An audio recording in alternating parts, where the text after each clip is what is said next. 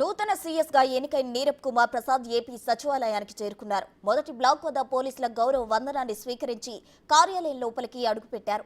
సచివాలయంలో ఆయన బాధ్యతలు స్వీకరించారు. నీరబ్ కుమార్ 2014 నుంచి 2019 చంద్రబాబు ప్రభుత్వంలో పలు కీలక శాఖలకు ముఖ్య కార్యదర్శిగా పనిచేశారు.